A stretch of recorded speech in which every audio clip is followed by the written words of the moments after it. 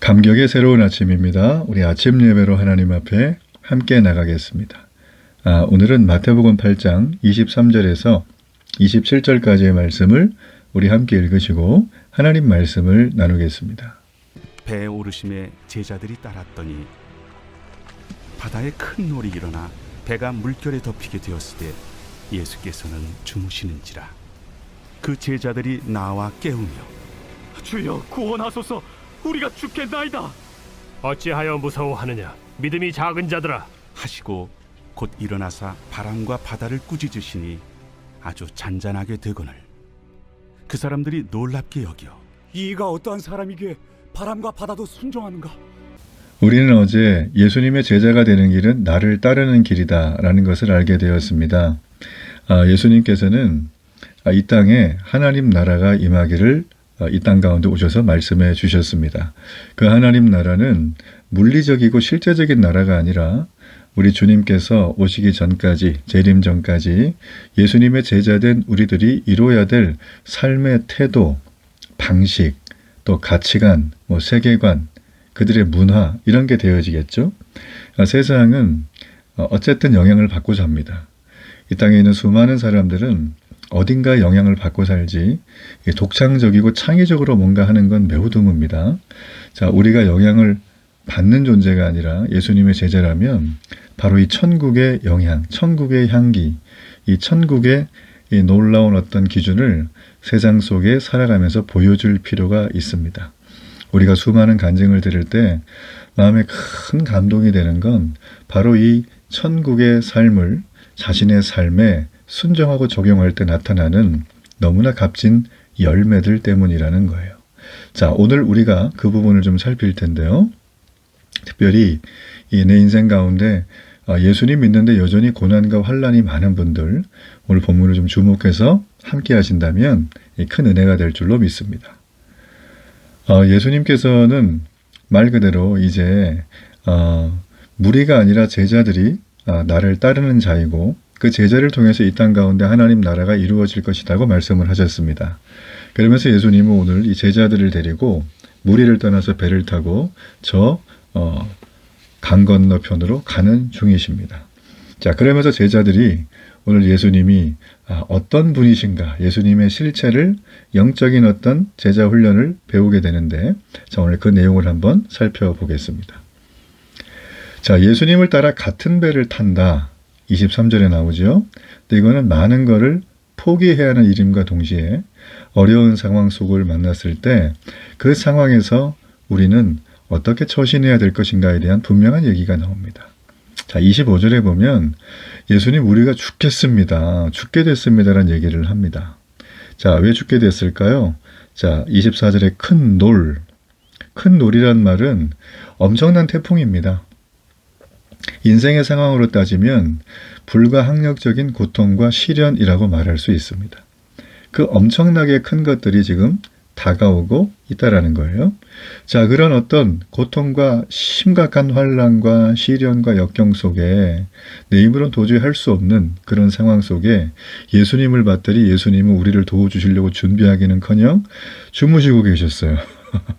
주무시고 계셨어요. 그래서 제자들이 예수님을 깨우는 거예요. 자, 여기서 예수님이 주무셨다고 하는 원어를 보면 그냥 선잠을 들으신 게 아니라 아주 깊이 주무셨대요. 누가 깨워도 모를 만큼 풍랑이 아무리 일어나고 배가 뒤집어지고 소용돌이를 쳐도 예수님 모를 만큼 깊은 잠을 주무셨다는 거죠. 자, 너무 상황이 극명하게 대비가 되죠? 너무 재밌습니다.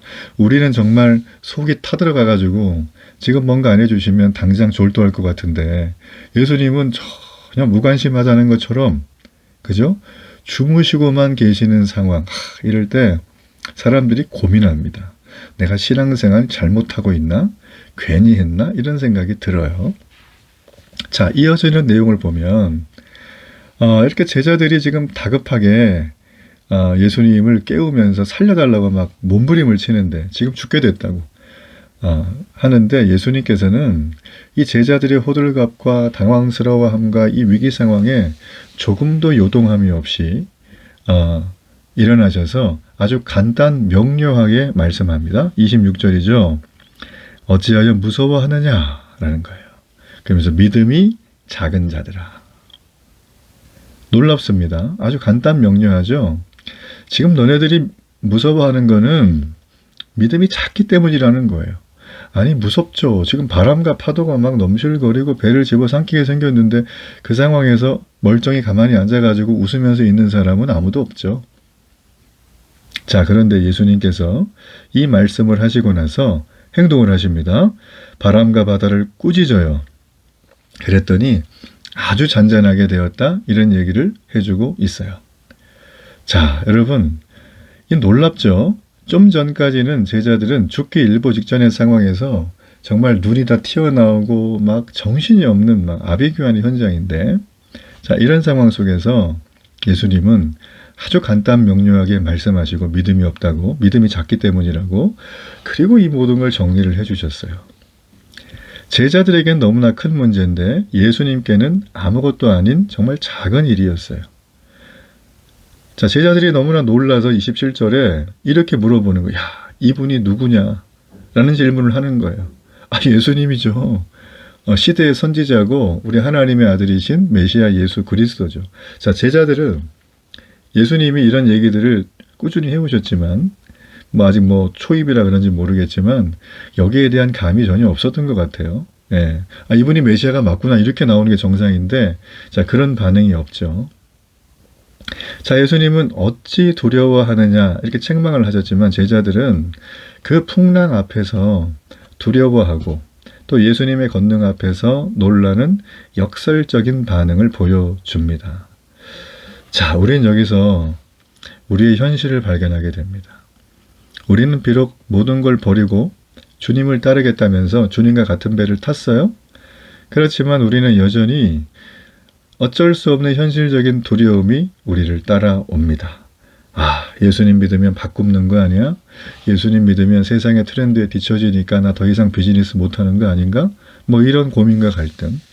예수님은 모든 걸 하신다는데 나만 빼고 다 해주시는 거 아닐까? 이런 불안함들. 자, 그런 불안함이 지금 무리들이 아니라 예수님과 함께 한 배를 타고 가고 있는 제자들에게 나타났다는 사실을 주목해야 됩니다. 자, 우리도 이 배에 타고 있는 제자들처럼 예수님과 동행하는 삶을 살아가면서도 세상의 풍파와 환란이 내게 임할 수 있게 될 거다. 임할지도 모른다. 이것 때문에 두려워합니다. 그러나 임하죠. 어떤 사람들은 예수님을 믿으면 모든 일이 잘 되고 원하는 모든 것들이 이루어진다고 말을 합니다. 그럴 수도 있어요. 그러나 성경에는 또 현실도 볼 때 그렇지 않은 경우가 많죠. 예수님을 믿지 않는 사람들의 삶과 다르지 않게 이 성도들의 인생길에도 환란도 있고 장애물도 있고 엎어짐도 있고 넘어짐도 있어요. 광야도 있어요. 자, 그러나 우리가 세상 사람들과 다른 가장 결정적인 차이가 하나 딱 있습니다. 그게 뭘까요? 우리는 지금 주님과 풍랑이 일고 있는 바다에 그 배 위에 함께 타고 있다는 거예요. 즉, 우리는 주님과 동행하고 있다는 사실입니다. 세상은 주님과 동행할 수 없어요. 무리들이기 때문에. 그들은 자기 힘으로 스스로 이걸 헤쳐나가야 합니다.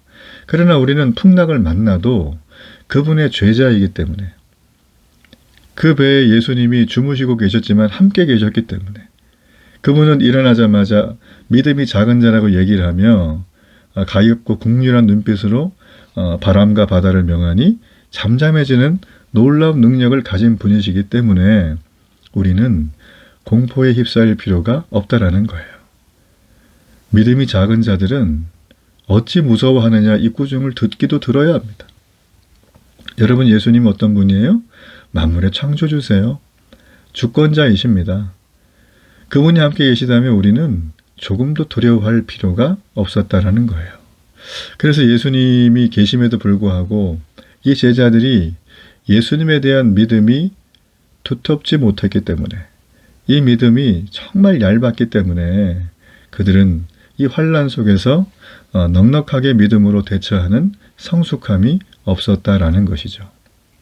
여러분, 우리가 환난이 임했습니까? 우리의 인생이 여전히 현실적인 두려움과 어려움이 많습니까? 이 모든 것들이 우리에게 있어도 우리 주님은 그저 한마디로 꾸짖어 주시면 전부 다 해결될 작은 문제입니다. 우리가 믿음을 가지고 바라보면 사실상 큰 위협이 되지 않는 것들일 뿐이라는 거죠. 여러분, 감기가 낫는 것하고 암이 치료되는 거 하고는 예수님 입장에서 볼 때 다 거기서 거기에요. 우리가 볼 때는 와 기가 막힌다고 하지만 여러분 감기도 어째 보면 면역 체계를 교란하고 있는 일종의 바이러스입니다. 그렇죠? 네, 암도 비슷한 경우잖아요. 그렇기 때문에 고침을 받는다는 그 사실은 우리의 힘으로 하는 게 아니라 주님의 힘으로 하는 거예요.